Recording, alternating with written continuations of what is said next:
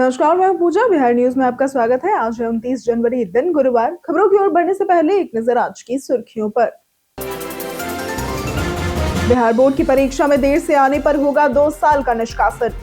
1 घंटा पहले केंद्र में प्रवेश करना होगा अनिवार्य। नियम तोड़ने वाले केंद्र अधीक्षकों पर भी होगी कार्रवाई।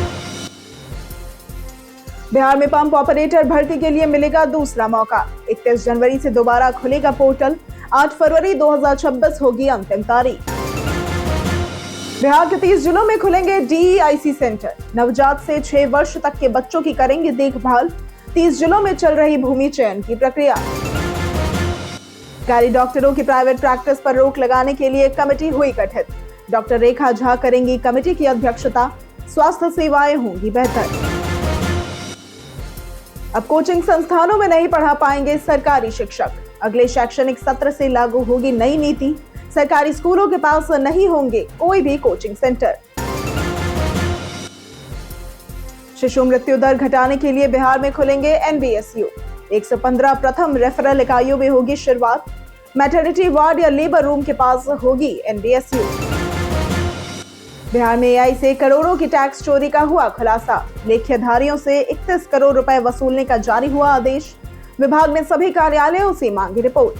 चलिए अब बढ़ते हैं अब तक की 25 बड़ी खबरों की ओर विस्तार से। रेलवे में आइसोलेटेड पदों पर भर्ती के लिए आज है अंतिम मौका। रेलवे भर्ती बोर्ड यानी कि आरआरबी आइसोलेटेड पोस्टों के लिए 29 जनवरी 2026 तक ऑनलाइन आवेदन आमंत्रित कर रहा है। कुल 312 पदों पर भर्ती होगी, जिसमें जूनियर हिंदी ट्रांसलेटर के लिए 202 रिक्तियां शामिल है। अन्य पदों में chief law assistant, public prosecutor, senior publicity inspector, staff and welfare inspector, scientific assistant training, lab assistant grade 3 और साइंटिफिक सुपरवाइजर शामिल है। चयन सिंगल स्टेज सीबीटी और आवश्यक ट्रांसलेशन डीवी मेडिकल टेस्ट के माध्यम से होगा। आवेदन www.rrbapply.gov.in पर किया जा सकता है। आवेदन फीस सामान्य वर्ग के लिए 500 रुपए, आरक्षित वर्गों के लिए 250 रुपए निर्धारित है। ग्रुप डी भर्ती 31 जनवरी से शुरू होगी। वहीं इसके अलावा रेलवे भर्ती बोर्ड ने ग्रुप डी के 22,000 पदों के लिए 31 जनवरी से 2 मार्च 2026 तक आवेदन आमंत्रित किए हैं। अगर आप भी आरआरबी की तैयारी कर रहे हैं तो आपके लिए लिख पढ़ ऐप पर मौजूद है आरआरबी एग्जाम के फ्री सैंपल्स, और ये एंड्रॉइड और आईओएस दोनों पर मौजूद है। सरकारी डॉक्टरों की प्राइवेट प्रैक्टिस पर रोक लगाने के लिए कमेटी गठित। मुख्यमंत्री नीतीश कुमार ने बिहार के सरकारी अस्पतालों, मेडिकल कॉलेजों और स्वास्थ्य केंद्रों में कार्यरत डॉक्टरों की निजी प्रैक्टिस पर पूर्ण रोक लगाने की घोषणा की है। इस निर्णय का उद्देश्य 7 निश्चय 3 के तहत स्वास्थ्य सेवाओं को मजबूत करना, सरकारी अस्पतालों में डॉक्टरों की उपस्थिति बढ़ाना और मरीजों को गुणवत्तापूर्ण इलाज उपलब्ध कराना है। इस पर विचार विमर्श के लिए स्वास्थ्य विभाग ने एक उच्च स्तरीय कमेटी गठित की है और कमेटी की अध्यक्षता निदेशक प्रमुख नर्सिंग एवं रोग नियंत्रण डॉक्टर रेखा झा करेंगी। इसमें पीएमसीएच अधीक्षक, एनएमसीएच प्राचार्य, बिहार स्वास्थ्य सेवा संघ के पदाधिकारी और आईजीआईएमएस के विशेषज्ञ सदस्य शामिल है।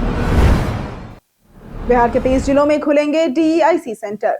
बिहार के 30 जिलों में डिस्ट्रिक्ट अर्ली इंटरवेंशन सेंटर यानी कि डीईआईसी स्थापित किए जाएंगे, जो नवजात से 6 वर्ष तक के बच्चों के शारीरिक, मानसिक और भावनात्मक विकास की देखभाल करेंगे। सेंटर में बच्चों के जांच, मूल्यांकन, खेल शिक्षा कार्यक्रम और विशेष जरूरत वाले बच्चों के लिए सुविधाएं होंगी। प्रत्येक सेंटर के लिए 11,388 वर्ग फीट जमीन और लगभग 1.25 करोड़ रुपए भवन निर्माण व 25 लाख रुपए सामग्री पर खर्च किए जाएंगे। इसमें पीडियाट्रिशियन, फिजियोथेरेपिस्ट, स्पीच थेरेपिस्ट तैनात होंगे। भूमि चयन की प्रक्रिया समस्तीपुर, मधुबनी, सीतामढ़ी, औरंगाबाद समेत 30 जिलों में चल रही है। बिहार में पंप ऑपरेटर भर्ती के लिए मिलेगा दूसरा मौका। बिहार तकनीकी सेवा आयोग यानी कि बीटीएससी ने पंप ऑपरेटर के 191 पदों के लिए आवेदन प्रक्रिया दोबारा शुरू की है। यह अवसर उन उम्मीदवारों के लिए है जो पहले चरण यानी कि 12 दिसंबर 2025 से 12 जनवरी 2026 में आवेदन नहीं कर पाए थे। पोर्टल 31 जनवरी 2026 से खुला रहेगा और आवेदन एवं शुल्क जमा करने की अंतिम तिथि 8 फरवरी 2026 होगी। पात्रता के लिए उम्मीदवार ने 10वीं पास होना अनिवार्य है और आईटीआई में मशीनिस्ट या फिटर ट्रेड में सर्टिफिकेट होना चाहिए। आयु सीमा 18 से 42 वर्ष है। चयन लिखित परीक्षा, डॉक्यूमेंट वेरिफिकेशन और मेडिकल टेस्ट के आधार पर होगी। वेतन 19,900 से 63,200 रुपए और भत्ते भी होंगे। शिशु मृत्यु दर घटाने के लिए बिहार में खुलेंगे एनबीएसयू। बिहार स्वास्थ्य विभाग ने राज्य के 115 प्रथम रेफरल इकाइयों में न्यू बॉर्न स्टेबलाइजेशन यूनिट यानी कि एनबीएसयू स्थापित करने का निर्णय लिया है। स्वास्थ्य मंत्री मंगल पांडे ने बताया कि प्री टर्म, कम वजन और जन्म के समय सांस में कठिनाई जैसी समस्याओं से नवजात शिशुओं की मृत्यु रोकने के लिए यह कदम अहम माना जा रहा है। प्रत्येक एनबीएसयू मैटरनिटी वार्ड या लेबर रूम के पास होगी और radiant warmer, suction machine, phototherapy unit और स्पॉटलाइट जैसे अत्याधुनिक उपकरणों से लैस होगी। इसका उद्देश्य नवजातों को तुरंत गुणवत्तापूर्ण उपचार देना और मातृ एवं शिशु मृत्यु दर में कमी लाना है। पटना से दिल्ली और यूपी का सफर अब होगा आसान। बिहार में दानापुर बेहटा कोइलावर एलिवेटेड कॉरिडोर परियोजना तेजी से आगे बढ़ रही है। 25 किलोमीटर लंबे इस मार्ग का निर्माण 1969 करोड़ रुपए की लागत से हो रहा है, जिसमें 389 पिलर लगाए जा रहे हैं। जून 2027 तक इसे चालू करने का लक्ष्य है और एलिवेटेड कॉरिडोर बनने से पटना शहर में ट्रैफिक जाम कम होगा और दिल्ली यूपी के शहरों तक यात्रा का समय भी 1 से 2 घंटे तक घट जाएगा। ये परियोजना आर्थिक गतिविधियों को भी बढ़ावा देगी, माल ढुलाई और व्यापार सुगम होगा, रोजगार मिलेगा और आसपास रियल एस्टेट व शहरीकरण में भी विकास होगा। अब कोचिंग संस्थानों में नहीं पढ़ा पाएंगे सरकारी शिक्षक। बिहार सरकार ने नई कोचिंग नीति को अंतिम रूप दे दिया है, जिसे अगले शैक्षणिक सत्र 2026-27 के अप्रैल से लागू किया जाएगा। नीति के तहत सरकारी शिक्षक को कोचिंग में पढ़ाने की अनुमति नहीं होगी और सरकारी स्कूल या संस्थान के पास कोचिंग सेंटर भी नहीं हो सकते। जिले में कोचिंग संचालन के लिए डीएम की अध्यक्षता में कमेटी द्वारा निबंधन की सहमति दी जाएगी। रजिस्ट्रेशन के समय सभी कोर्स की फीस स्पष्ट करनी अनिवार्य होगी। अनियंत्रित फीस व अन्य शिकायतों की जांच अधिकारियों द्वारा की जाएगी। नीति का उद्देश्य कोचिंग पर पारदर्शिता और नियंत्रण को सुनिश्चित करना है।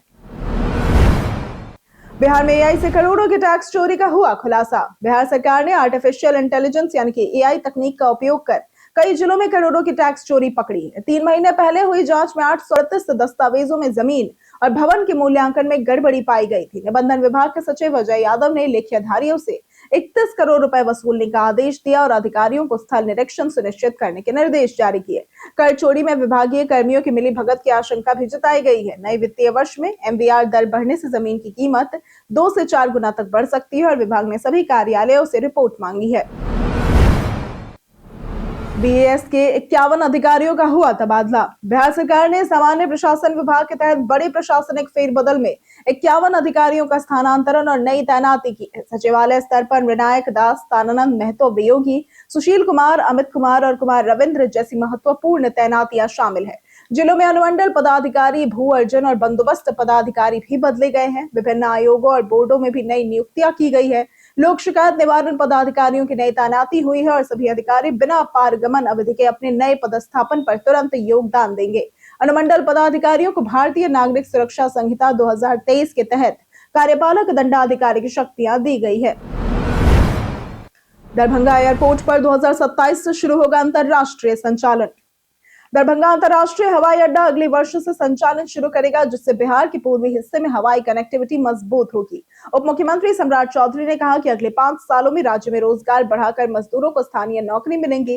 दरभंगा में एम्स निर्माणाधीन है और मेट्रो का डीपीआर भी तैयार हो रहा है। बाढ़ प्रबंधन में सुधार हुआ है और मां सीता का भव्य मंदिर भी बन रहा है। मुख्यमंत्री नीतीश कुमार की समृद्धि यात्रा विकास कार्यों की समीक्षा कर रही है।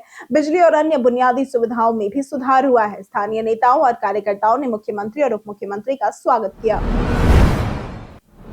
बिहार बोर्ड की परीक्षा में देर से आने पर होगा 2 साल का निष्कासन। बिहार विद्यालय परीक्षा समिति ने इंटरमीडिएट की वार्षिक परीक्षा 2 से 13 फरवरी 2026 तक और मैट्रिक की परीक्षा 17 से 25 फरवरी 2026 तक कराने की घोषणा की है।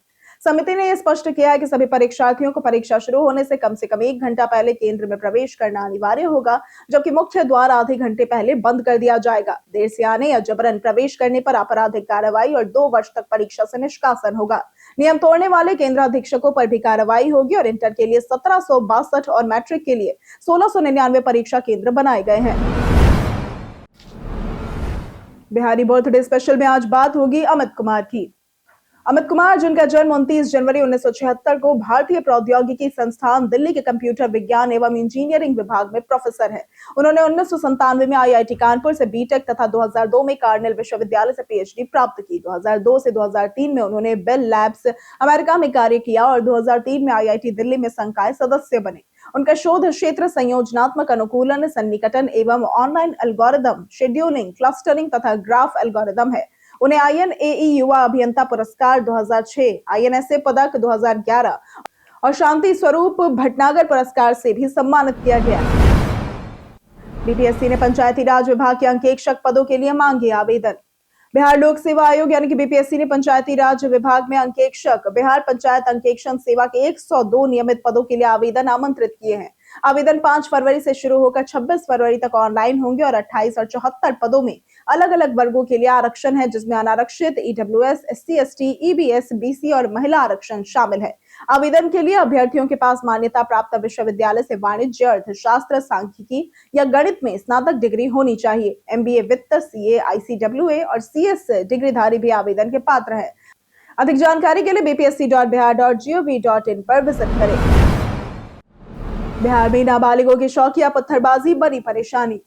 बीते 6 महीनों में भारत में ट्रेनों पर पत्थरबाजी की 1698 घटनाएं दर्ज की गई हैं, जिसमें उत्तर रेलवे के 363 केस सबसे अधिक प्रभावित रहे और पूर्व मध्य रेलवे के 219 दूसरे नंबर पर है। जांच में ये पता चला कि कई नाबालिग बच्चे सोशल मीडिया रील्स बनाते समय ये खतरनाक खेल खेल रहे हैं और रेलवे सुरक्षा बल ने इस चुनौती से निपटने के लिए संवेदनशील इलाकों में सीसीटीवी और ड्रोन से निगरानी शुरू की है।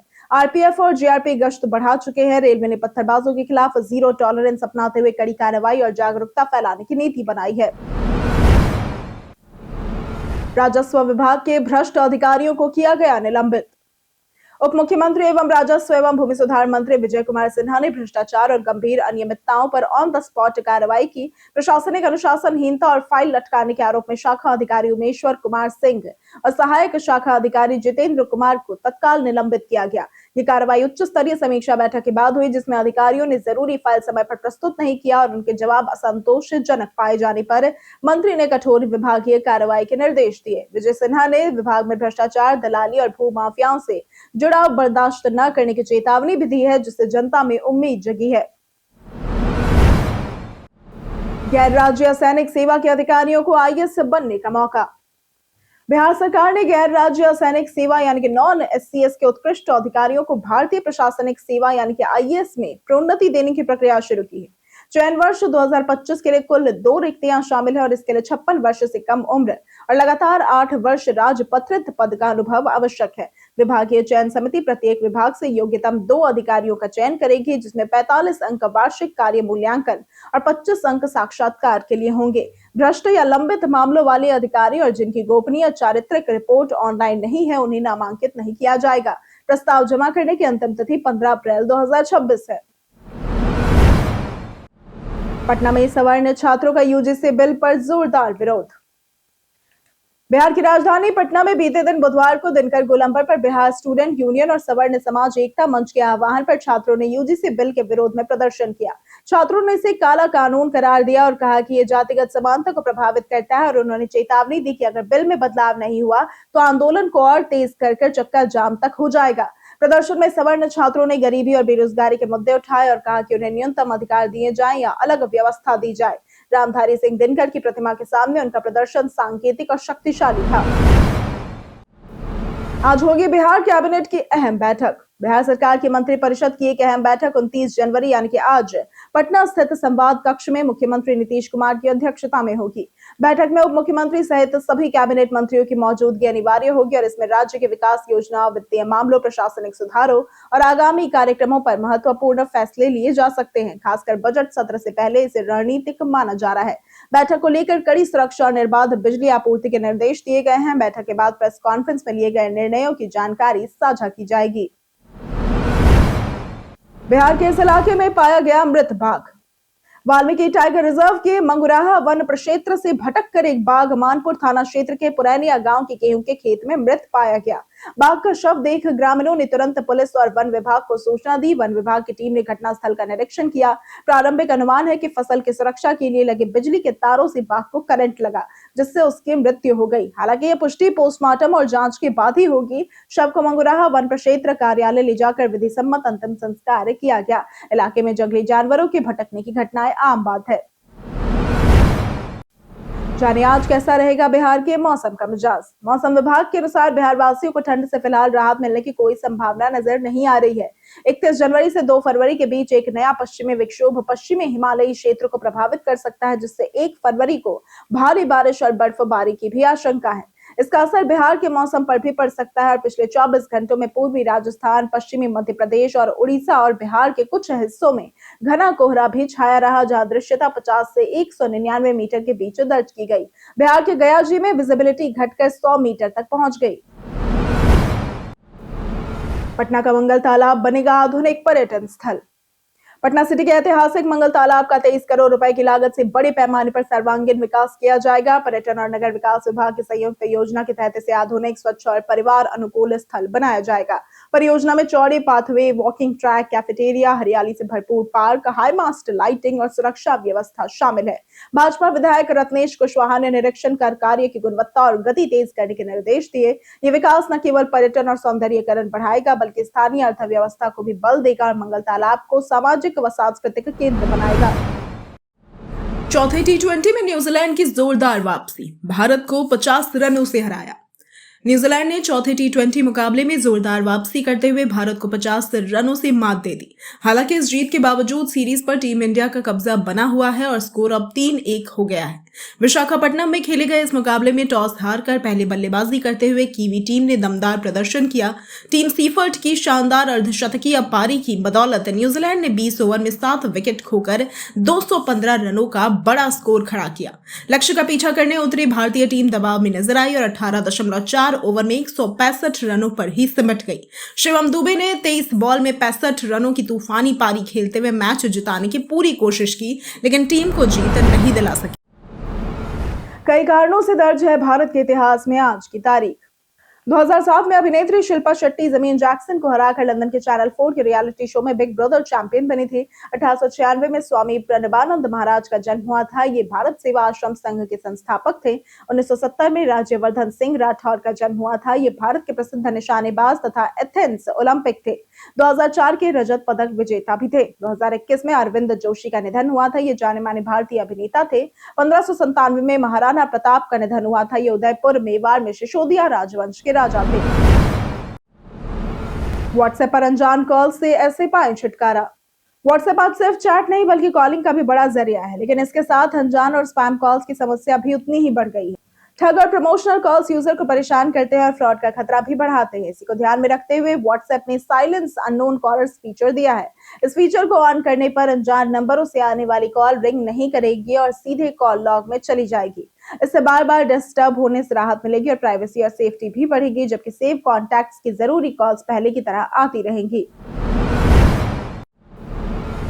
बिहार की कई अदालतों को मिली बम से उड़ाने की धमकी।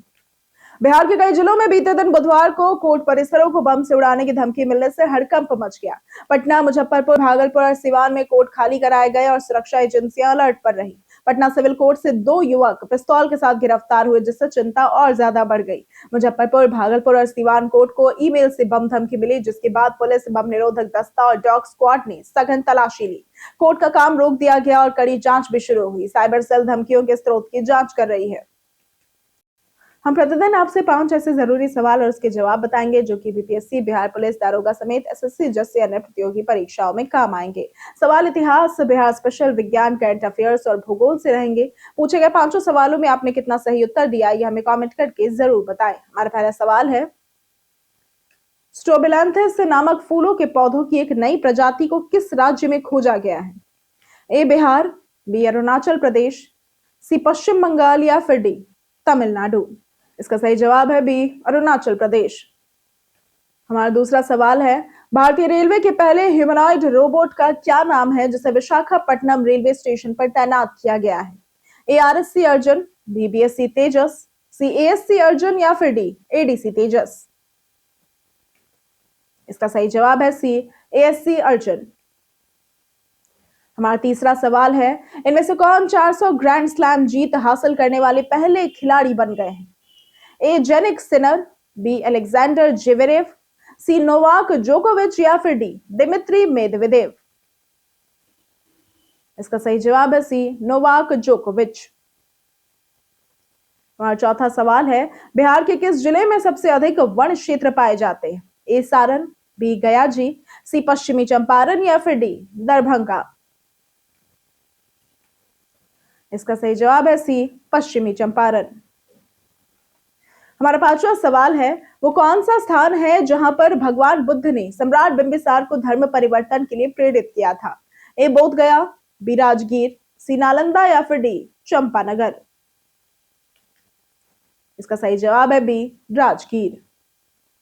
बीते दिन हमारे द्वारा पूछे गए सवाल का जवाब आप लोगों में से बहुत लोगों ने हमारे कमेंट सेक्शन में लिख कर दिया है। जिन्होंने हमारे द्वारा पूछे गए सवाल का जवाब दिया है उनके नाम है ब्रजमोहन, रंजीत कुमार, नंद कुमार सिंह, सूरज रॉय, मृणाल मनिका, शिव शक्ति, कृष्णा प्रसाद, राम मांझी, राजीव कुमार, रंजय तिवारी, अमरजीत कुमार, अतीक खान, सागर कुमार, लक्ष्मी मेहता, रिपु कुमार, सुकांत शंकर, रणधीर कुमार, मुन्ना प्रसाद, पंचानन सिंह, कामेश्वर सिंह, धर्मेंद्र कुमार, प्रदीप पंडित, देवेंद्र साहू, अमर पासवान, रवि मोहन वर्मा, दिलीप कुमार, अशोक कुमार, प्रियंका कुमारी, दिवाकर कुमार, राजेश कुमार, कुश कुमार यादव, विनोद शाह, विनोद कुमार, कुणाल कुमार, राजीव राय, मुरली पासवान, नरेंद्र कुमार, चंदन कुमार, अब्दुल मन्नान और संजीव कुमार। इसी के साथ बढ़ते हैं आज के सवाल की ओर। आज का सवाल है, आपके हिसाब से बिहार में किसानों की आर्थिक स्थिति कैसी है? आप अपना जवाब हमें हमारे कमेंट सेक्शन में लिखकर जरूर बताएं। आज के लिए सिर्फ इतना ही। बिहार की तमाम खबरों के साथ बने रहने के लिए देखते रहे बिहारी न्यूज। और साथ ही अगर आप यूट्यूब चैनल पर देख रहे हैं तो चैनल को सब्सक्राइब करें और अगर आप फेसबुक पेज पर देख रहे हैं तो लाइक और फॉलो जरूर करें।